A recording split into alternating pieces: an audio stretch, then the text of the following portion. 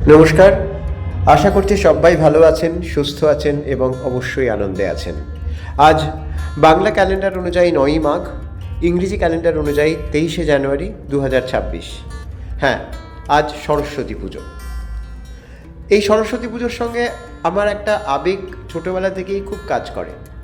আমি সরস্বতী পুজোটাকে এত বেশি নিজের মতন করে করার চেষ্টা করি, যেটা আর অন্য কোনো পুজোর ক্ষেত্রে অতটা অন্তরঙ্গতা থাকে না।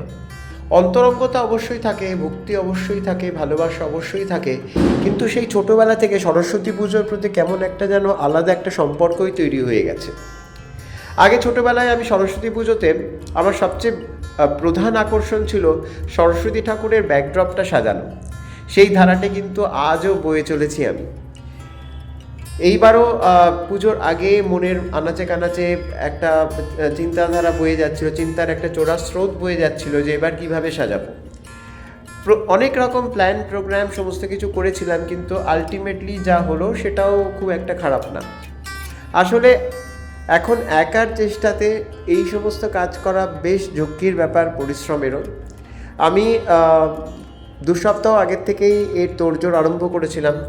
কুমোরটুলিতে গিয়ে যে সাজানোর যে সমস্ত সোলার ডেকোরেটিভ আইটেমসগুলো আছে সেগুলো জোগাড় করেছিলাম। তারপরে আইডিয়াটাও মাঝে মধ্যে স্কেচ করে দেখতাম, এটা করলে কেমন লাগছে, ওটা করলে কেমন লাগছে। তো ফাইনালি আমি গত বুধবার দিন ঠাকুরের পেছনের এই ব্যাকড্রপটা তৈরি করি। এটা কিছুই না, খুব সোজা। আপনাকে জাস্ট আগের থেকে একটু আইডিয়া করে নিতে হবে এবং তারপরে পেছন দিকে আমি আর্ট পেপার লাগিয়ে, দেওয়ালের মধ্যে আর্ট পেপার চিপকে এই সোলার এই ডেকোরেটিভ আইটেমগুলো আমার প্ল্যান অনুযায়ী লাগিয়েছিলাম। এবং মাঝখানে যে মার পেছনে যে মূল ব্যাকড্রপটা সেটা থার্মোকলের, সেটা আলাদা একটা থার্মোকলের শিটের উপরে সেই একই আপনার চার্ট পেপার লাগিয়ে তারপরে সোলার ডেকোরেটিভ আইটেমসগুলো লাগিয়ে আমি এটা তৈরি করেছি। আজ সকাল থেকে লেগে পড়েছিলাম পুজোর জোগাড়ে। সকাল 8টা নাগাদ আমি ঠাকুর ঘরে এসেছি। ওদিকে ইলাদি, সুস্মিতা এরা সব ব্যস্ত ছিল ভোগ প্রসাদ তৈরিতে। আর তার আগের দিন নাড়ু, মোয়া এসব বাড়িতেই তৈরি করা হয়েছে। আর মিষ্টি, ফুল, এগুলো ফুলটা আমি কিনেছিলাম জগন্নাথ ঘাট থেকে, ফুলগুলো কিনে এনেছিলাম। আর ফল, মিষ্টি যা কিছু সব লোকালি কেনা।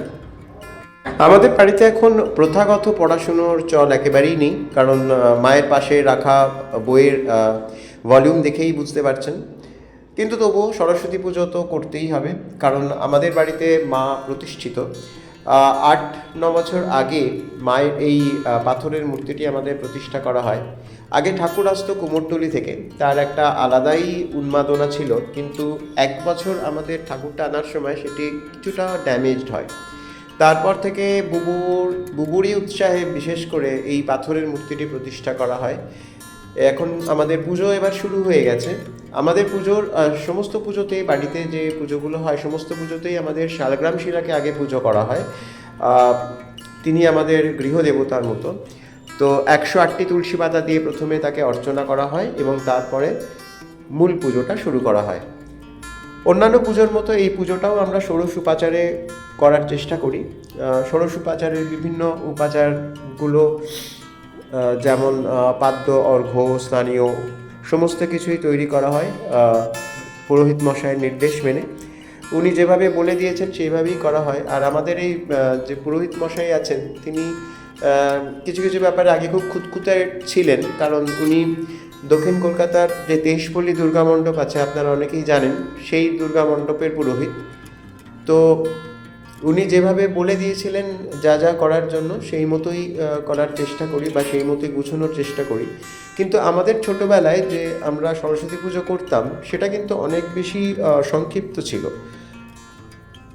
এখানে দেখুন, এখন মাকে উনি ষোড়শ উপাচারের অঙ্গ হিসেবে পুষ্পমাল্য এগুলো অর্পণ করছেন। আর সরস্বতী পুজোর যে প্রসাদ হিসেবে আমরা যেগুলো রাখি, অনেকেই হয়তো সে ব্যাপারে তাদের অনেকের মনেই একটা প্রশ্ন আসতে পারে, কিন্তু আমরা যেগুলো নিজেরা খেতে পছন্দ করি, আমরা আমাদের ঘরের ঠাকুরকেও সেইগুলোই দিই। বিভিন্ন ধরনের কুকিজ, পেস্ট্রিজ বা নিরামিষ পেস্ট্রিজ অবশ্যই, বা বিভিন্ন ধরনের ফ্রুট জুস, এগুলো আমরা ঠাকুরকে দিই প্রসাদ হিসেবে। এগুলো আমাদের বাড়িতে বেশ কিছুদিন যাবৎ চালু হয়েছে এবং সেটা চলে আসছে। আমরা চেষ্টা করি ঠাকুরকে নিজেদের মতন করেই আপ্যায়িত করার, কারণ আমরা মনে করি তিনিও আমাদের পরিবারেরই একজন সদস্য। আমাদের সুখে দুঃখে সংকটে বিপদে আমাদের তিনি রক্ষা করবেন, এই মতন করেই আমরা পুজোটা করি। মোটামুটি পুজো এখন শেষের দিকে, এখন ঠাকুরমশাই যজ্ঞের প্রস্তুতি করছেন। এবারে একটা ব্যাপার হয়েছে, বহু বছর বাদে 108টা বেলপাতা আমি জোগাড় করতে পারলাম না। একে তো শীতকালে এমনিতেই বেলপাতা পাওয়া যায় না, আর কালকে যেখান থেকে আমি বেলপাতাগুলো কিনলাম সেখান থেকে 28টার বেশি নিখুঁত বেলপাতা বার করা গেল না। কিনেছিলাম অনেকগুলোই, কিন্তু 28টার বেশি বেলপাতা এবার আর পেলাম না। যদিও এবার ফুলবাজারে ফুলের দর ছিল বেশ চড়া। আমি একটা জিনিস ভেবে অবাক হচ্ছিলাম যে জগন্নাথ ঘাটেই যদি ফুলের এত দাম থাকে, তাহলে আমাদের লোকাল বাজারে ফুলের কত দাম সেটা ভাবতেই গা শিউরে উঠছিল। সে যাই হোক, যজ্ঞ শুরু হয়ে গেল।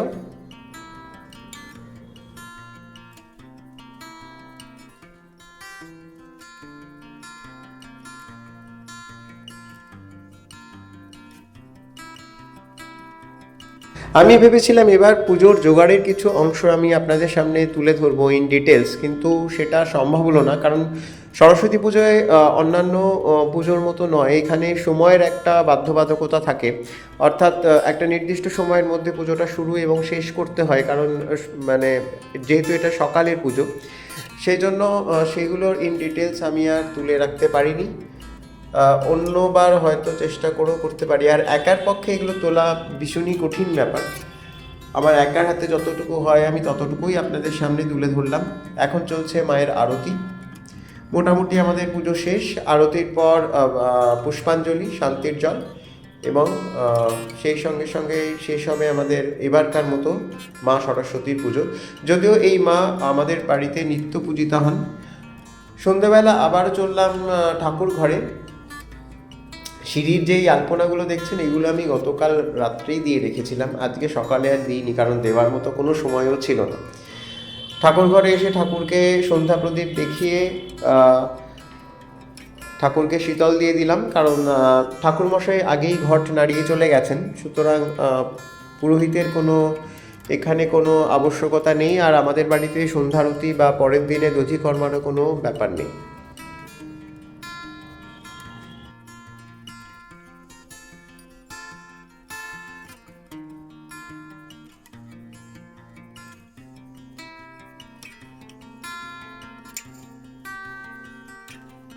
আমার এই পুজোর আয়োজন কেমন লাগলো, যদিও এই আয়োজন খুবই সামান্য, তবুও আপনাদের কেমন লাগলো অবশ্যই একটু কমেন্টসে জানাবেন, তাহলে নিজেও একটু উৎসাহিত বোধ করব।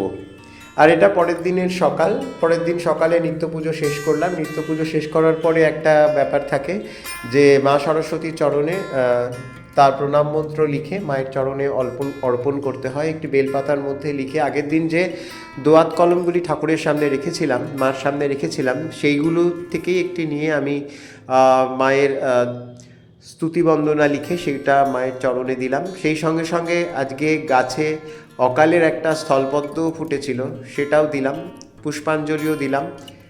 এবং সেই সঙ্গে সঙ্গে শেষ হলো এবারের মতো আমাদের সরস্বতী পুজো। মা আপনাদের সবাইকে ভালো রাখুন, সবাইকে সুবুদ্ধি দিন, সবাই ভালো থাকুন, সুস্থ থাকুন এবং আনন্দে থাকুন।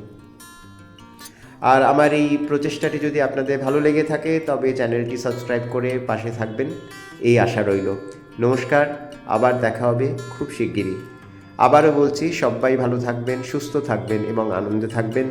আমি মায়ের কাছে কায়মনো বাক্যে এটাই প্রার্থনা করছি আপনাদের সবার জন্য।